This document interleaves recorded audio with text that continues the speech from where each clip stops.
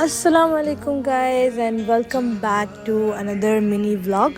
আর আজকে vlogটা আমি like I told you previously আমি এটা বাংলাতে করব। সো যদি আমার একটুখানি ভুল হইতে পারে cause I'm not very good Bengali speaker.